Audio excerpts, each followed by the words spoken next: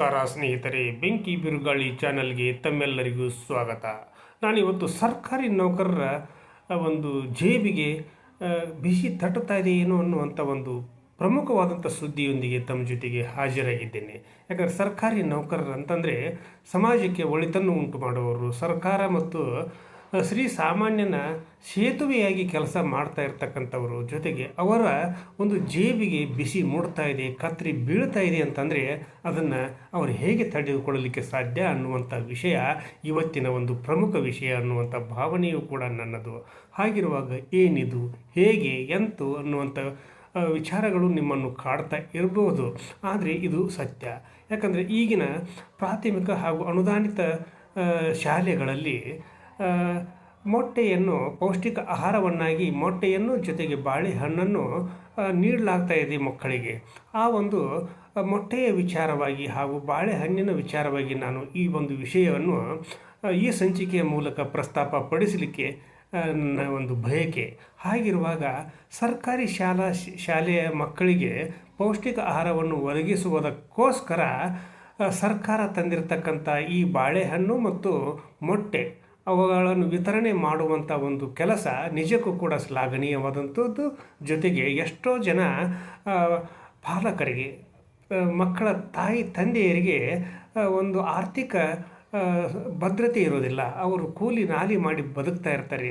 ಸರ್ಕಾರಿ ಶಾಲೆಗಳು ಮತ್ತು ಅನುದಾನಿತ ಶಾಲೆಗಳ ಮಕ್ಕಳಿಗೆ ಸಿಗ್ತಿರ್ತಕ್ಕಂಥ ಒಂದು ಈ ಯೋಜನೆಯ ಲಾಭ ಆ ಮಕ್ಕಳ ಮುಂದಿನ ಒಂದು ಬೆಳವಣಿಗೆಗೆ ತುಂಬ ಸಹಾಯಕಾರಿಯಾಗಿದೆ ಅನ್ನುವಂಥ ಭಾವನೆಯೂ ಕೂಡ ಸಾರ್ವತ್ರಿಕವಾಗಿ ಸಾರ್ವಜನಿಕರಲ್ಲಿ ಉಂಟಾಗಿದೆ ಅನ್ನುವಂಥದ್ದನ್ನು ಕೂಡ ನಾನು ಈ ಸಂದರ್ಭದಲ್ಲಿ ಹೇಳಲಿಕ್ಕೆ ಹೆಮ್ಮೆ ಪಡ್ತೀನಿ. ಆದರೆ ಆ ಮೊಟ್ಟೆಯನ್ನು ಈ ಒಂದು ಯೋಜನೆಯಲ್ಲಿ ಅಜೀಂ ಪ್ರೇಮ್ಜಿಯವರ ಒಂದು ಫೌಂಡೇಶನ್ ಕೂಡ ಮಹತ್ವದ ಒಂದು ಪಾತ್ರವನ್ನು ವಹಿಸಿದೆ ಅನ್ನುವಂಥದ್ದನ್ನು ಕೂಡ ನಾವು ಈ ಸಂದರ್ಭದಲ್ಲಿ ಅರ್ಥ ಮಾಡಿಕೊಳ್ಬೇಕು. ಯಾಕಂದರೆ ಸಂಘ ಸಂಸ್ಥೆಗಳಿಗೇನು ಕೊರತೆ ಇಲ್ಲ, ಹಾಗೂ ದಾನಿಗಳಿಗೇನು ಕೊರತೆ ಇಲ್ಲ. ಹಾಗಿದ್ದಾಗ ಸಾಕಷ್ಟು ಲಕ್ಷಾಂತರ ಮಕ್ಕಳು, ಕೋಟ್ಯಾಂತರ ಮಕ್ಕಳು ಇವತ್ತು ಶಾಲೆಗಳಲ್ಲಿ, ಸರ್ಕಾರಿ ಶಾಲೆಗಳಲ್ಲಿ, ಅನುದಾನಿತ ಶಾಲೆಗಳಲ್ಲಿ ವಿದ್ಯಾಭ್ಯಾಸ ಮಾಡ್ತಾ ಇದ್ದಾರೆ. ಅವರಿಗೆ ಇವರೆಲ್ಲರೂ ಕೂಡ ಏನಾದರೂ ಒಂದು ಪೌಷ್ಟಿಕ ಅಂಶವಿರತಕ್ಕಂಥ ಆಹಾರವನ್ನು ವಿತರಣೆ ಮಾಡುವಂಥ ಮನಸ್ಸು ಇವರಲ್ಲಿ ಇದ್ದರೆ ಮುಂದೆ ಬರಬೇಕು. ಸರ್ಕಾರದ ಜೊತೆಗೆ ನೀವು ಕೈ ಜೋಡಿಸಿದಂತಾಗ್ತೈತಿ. ಬಡ ಮಕ್ಕಳ ಒಂದು ಬೆಳವಣಿಗೆಗೆ ಹಾಗೂ ಅವರಿಗೆ ಒಂದು ಪೌಷ್ಟಿಕ ಆಹಾರವನ್ನು ನೀಡುವ ಒಂದು ಪುಣ್ಯದ ಕೆಲಸವೂ ಕೂಡ ನಿಮಗೆ ಆಗುತ್ತದೆ ಅನ್ನುವಂಥ ಭಾವನೆಯೂ ಕೂಡ ನನ್ನದು.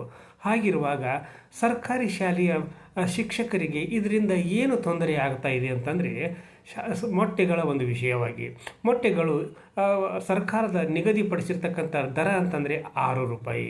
ಆದರೆ ಆ 6 ರೂಪಾಯಿ ಈಗಿನ ಒಂದು ಸಂದರ್ಭದಲ್ಲಿ ಆ 6 ರೂಪಾಯಿಗೆ ಒಂದು ಮೊಟ್ಟೆ ಬರಲಿಕ್ಕೆ ಸಾಧ್ಯವೇ ಇಲ್ಲ. ಯಾವುದೇ ಒಂದು ಮೊಟ್ಟೆಯನ್ನು ಖರೀದಿಸಬೇಕಾದರೆ ಅದಕ್ಕೆ 8 ಅಥವಾ 9 ರೂಪಾಯಿಗಳನ್ನು ವ್ಯಯಿಸಬೇಕಾಗಿರತಕ್ಕಂಥ, ಖರ್ಚು ಮಾಡಬೇಕಾಗಿರ್ತಕ್ಕಂಥ, ಕೊಟ್ಟು ತರಬೇಕಾಗಿರ್ತಕ್ಕಂಥ ಒಂದು ಪರಿಸ್ಥಿತಿಯಲ್ಲಿ ಸರ್ಕಾರಿ ಶಾಲೆಯ ಶಿಕ್ಷಕರಿದ್ದಾರೆ, ಮುಖ್ಯೋಪಾಧ್ಯಾಯರಿದ್ದಾರೆ, SDMC ಅಧ್ಯಕ್ಷರಿದ್ದಾರೆ.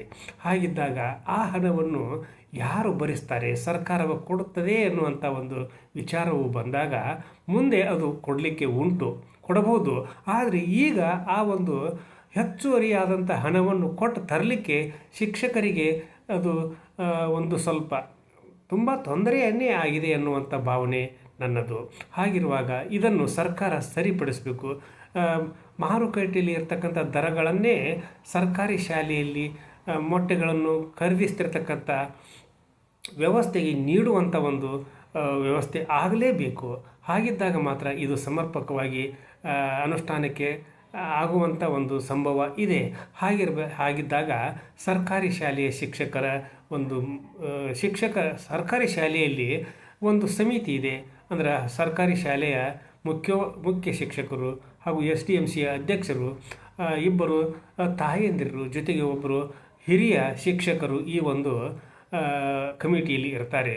ಅವರು ತಮ್ಮ ಹಣವನ್ನು ಹೊಂದಿಸಿಕೊಂಡು ಈ ಒಂದು ಹೆಚ್ಚುವರಿಯಾದಂಥ ರೇಟಿನ ಮೊಟ್ಟೆಗಳನ್ನು ಖರೀದಿ ಮಾಡಿಕೊಂಡು ಬರಬೇಕಾದ್ರೆ ಸಾಕು ಬೇಕಾಗಿ ಹೋಗ್ತಾ ಇದೆ. ಹಾಗಿದ್ದಾಗ ಸರ್ಕಾರಿ ಶಾಲೆಯ ಶಿಕ್ಷಕರಿಗೆ ಪ್ರತಿಯೊಬ್ಬರಿಗೂ ಕೂಡ ನಾನು ಹೇಳ್ತಾ ಇದ್ದೀನಿ, ಸರ್ಕಾರದ ಕೆಲಸಗಳೆಲ್ಲವನ್ನು ಕೂಡ ಸರ್ಕಾರಿ ಶಾಲೆಯ ಶಿಕ್ಷಕರಿಗೆ ವಹಿಸಿಕೊಡ್ತಾ ಇದ್ದಾರೆ. ಹಾಗಿದ್ದಾಗ ಅವರು ಮಕ್ಕಳಿಗೆ ಪಾಠ ಪ್ರವಚನವನ್ನು ಯಾವ ರೀತಿ ಮಾಡಬೇಕು, ಅವರ ಒಂದು ಇದು ಒಂದು ಶಿಕ್ಷಣದ ಗುಣಮಟ್ಟವನ್ನು ಯಾವ ರೀತಿ ಹೆಚ್ಚು ಮಾಡಲಿಕ್ಕೆ ಅವರು ಪ್ರಯತ್ನ ಮಾಡಬೇಕು. ಜೊತೆಗೆ ಅವರಿಗೆ ಹೆಚ್ಚುವರಿಯಾಗಿ ನೀವು ಕೆಲಸ ಕಾರ್ಯಗಳನ್ನು ಸರ್ಕಾರದವರು ನೀಡಿದರೆ ಅವರ ಒಂದು ಆರೋಗ್ಯದ ಮೇಲೆ ಹಾಗೂ ಅವರ ಒಂದು ನೀಡ್ತಿರ್ತಕ್ಕಂಥ ಶಿಕ್ಷಣದ ಮೇಲೆಯೂ ಕೂಡ ವ್ಯತಿರಿಕ್ತ ಪರಿಣಾಮಗಳು ಬೀರ್ತಾ ಇವೆ ಅನ್ನೋದನ್ನು ಕೂಡ ನಾನು ಈ ಸಂದರ್ಭದಲ್ಲಿ ಸರ್ಕಾರಕ್ಕೆ ವಿನಂತಿಪೂರ್ವಕವಾಗಿ ಒತ್ತಿ ಹೇಳಲಿಕ್ಕೆ ಬಯಸಿದ್ದೇನೆ. ಹಾಗಿದ್ದಾಗ ಸರ್ಕಾರಿ ಶಿಕ್ಷಕರಂತಂದರೆ ನಿಜಕ್ಕೂ ಕೂಡ ಅವರು ಪ್ರಾಮಾಣಿಕವಾಗಿ ಸೇವೆ ಸಲ್ಲಿಸ್ತಾ ಇರ್ತಕ್ಕಂಥವರು, ಮಕ್ಕಳ ಜೊತೆಗೆ ಮಕ್ಕಳಾಗಿ ಅವರು ತಮ್ಮ ಒಂದು ಸೇವೆಯನ್ನು ನೀಡ್ತಾ ಇರ್ತಕ್ಕಂಥವ್ರು. ಅವರಿಗೆ ಹೆಚ್ಚುವರಿಯಾದಂಥ ಯಾವುದೇ ಕೆಲಸ ಕಾರ್ಯಗಳನ್ನು ನೀಡಬಾರ್ದು. ಅವಶ್ಯಕತೆ ಇದ್ದಾಗ ಮಾತ್ರ ಅವರನ್ನು ಹೆಚ್ಚುವರಿ ಕೆಲಸಗಳಿಗೆ ಬಳಸಿಕೊಂಡ್ರೆ ತಪ್ಪೇನೂ ಇಲ್ಲ. ಆದರೆ ಪ್ರತಿಯೊಂದಕ್ಕೂ ಕೂಡ ನಾವು ಶಿಕ್ಷಕರನ್ನೇ ಅವಲಂಬಿಸಿದರೆ ಅವರ ಪಾಡೇನಾಗಬಹುದು ಅನ್ನೋದನ್ನು ಕೂಡ ನಾವು ಆಲೋಚನೆ ಮಾಡಿದಾಗ ಅವರ ಒಂದು ಯೋಗಕ್ಷೇಮದ ಹೊಣೆಯೂ ಕೂಡ ಸಾರ್ವತ್ರಿಕವಾಗಿ ಸರ್ಕಾರದ್ದು ಆಗಿರ್ತೈತಿ, ಸಮಾಜದ್ದು ಆಗಿರ್ತೈತಿ. ಅವರಿಗೂ ಕೂಡ ಹೆಂಡತಿ ಮಕ್ಕಳಿರ್ತಾರೆ, ಕುಟುಂಬ ಇರ್ತೈತಿ. ಆ ಒಂದು ಕುಟುಂಬದ ರಕ್ಷಣೆಯ ಭಾರವೂ ಕೂಡ ಆ ಶಿಕ್ಷಕನದ್ದಾಗಿರ್ತೈತಿ, ಶಿಕ್ಷಕಳದ್ದಾಗಿರ್ತೈತಿ. ಅದನ್ನು ಕೂಡ ಅರ್ಥ ಮಾಡ್ಕೋಬೇಕು. ಈ ಸಂದರ್ಭದಲ್ಲಿ ಯಾರೂ ಕೂಡ ಯಾವುದೇ ಒಂದು ಕೆಲಸ ಕಾರ್ಯಗಳನ್ನು ನಿರ್ವಹಣೆ ಮಾಡಬೇಕಾದ್ರೆ ಕೊಡಬೇಕಾದ್ರೆ ವಿಚಾರ ಮಾಡಬೇಕು. ಎಲ್ಲದಕ್ಕೂ ನಮ್ಮ ಸರ್ಕಾರಿ ಶಿಕ್ಷಕರಿದ್ದಾರೆ ಇಟ್ಕೋ ಅವರೇ ಮಾಡ್ತಾರೆ ಅನ್ನುವಂಥ ಒಂದು ವಿಚಾರ ಸರ್ಕಾರಕ್ಕೆ ಬರಬಾರ್ದು. ಹಾಗಿದ್ದಾಗ ಮಾತ್ರ ಈ ಒಂದು ಯೋಜನೆಗಳು ಸಮರ್ಪಕವಾಗಿ ತಲುಪಲಿಕ್ಕೆ ಮಕ್ಕಳಿಗೆ ಸಾಧ್ಯ ಅನ್ನುವಂಥ ಒಂದು ಭಾವನೆಯೂ ಕೂಡ ನನ್ನದು. ಜೊತೆಗೆ ಮೊಟ್ಟೆಗಳ ವಿಷಯವಾಗಿ ಸರ್ಕಾರ ಬೇಗನೆ ಒಂದು ತೀರ್ಮಾನ ತೆಗೆದುಕೊಳ್ಬೇಕು. ಹೆಚ್ಚುವರಿ ಹಣದ ವ್ಯವಸ್ಥೆ ಅಂದರೆ ಒಂದು ಮೊಟ್ಟೆಗೆ 8 ರೂಪಾಯಿದಿಂದ 9 ರೂಪಾಯಿಗಳು ಮಾರುಕಟ್ಟೆಯಲ್ಲಿ ಇರ್ತಕ್ಕಂಥದ್ದು. ಆ ಮೊಟ್ಟೆಗಳನ್ನು ತಂದು ಮಕ್ಕಳಿಗೆ ನೀಡಬೇಕಾದ್ರೆ ಶಿಕ್ಷಕರಿಗೆ ತುಂಬ ತೊಂದರೆ ಆಗ್ತಾ ಇದೆ ಅನ್ನುವಂಥ ಸಂದೇಶವನ್ನು ಈ ಸಂದರ್ಭದಲ್ಲಿ ನಾನು ಸರ್ಕಾರಕ್ಕೆ ತಲುಪಿಸುವ ಉದ್ದೇಶದಿಂದ ಈ ಸಂಚಿಕೆಯನ್ನು ಮಾಡ್ತಾ ಇದ್ದೇನೆ. ಆದ್ದರಿಂದ ಇದು ಒಂದು ಸರ್ಕಾರದ ಯೋಜನೆ, ಸಮರ್ಪಕವಾದ ಯೋಜನೆ, ಒಳ್ಳೆಯ ಯೋಜನೆ ಅನ್ನುವಂಥ ಭಾವನೆಯೂ ಕೂಡ ನನ್ನದು. ಹಾಗಿದ್ದಾಗ ಇದನ್ನು ಅನುಷ್ಠಾನಕ್ಕೆ ತರ್ತಿರ್ತಕ್ಕಂಥ ಶಿಕ್ಷಕರ ಜೇಬಿಗೆ ಒಂದು ಹೊರೆಯಾಗದಂತೆ, ಅವರ ಜೇಬಿಗೆ ಬಿಸಿ ತಾಗದಂತೆ ನಡೆದುಕೊಳ್ಳುವುದು ಸರ್ಕಾರದ ಕರ್ತವ್ಯ ಅನ್ನುವಂಥ ಸಂದೇಶದೊಂದಿಗೆ ಇವತ್ತಿನ ಸಂಚಿಕೆಯನ್ನು ಇಲ್ಲಿಗೆ ಮುಗಿಸುವುದಕ್ಕಿಂತ ಪೂರ್ವದಲ್ಲಿ ಬೆಂಕಿ ಬಿರುಗಾಳಿ ಇದು ನಿಮ್ಮೆಲ್ಲರ ಚಾನಲ್ಲು, ಸಮಸ್ತ ನಾಡಿನ ಚಾನಲ್ಲು.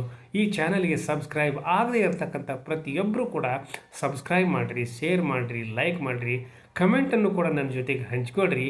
ಈ ಸಂಚಿಕೆಯನ್ನು ನಾಡಿನಾದ್ಯಂತ ಪ್ರತಿಯೊಬ್ಬರಿಗೂ ಕೂಡ ತಲುಪಿಸ್ರಿ ಅನ್ನುವಂಥ ಒಂದು ಕಳಕಳಿಯ ವಿನಂತಿಯೊಂದಿಗೆ ನಾಳಿನ ಸಂಚಿಕೆಯೊಂದಿಗೆ ತಮ್ಮ ಜೊತೆಗೆ ಹಾಜರಾಗ್ತೀನಿ. ಅಲ್ಲಿವರೆಗೂ ನನ್ನ ನಮಸ್ಕಾರ.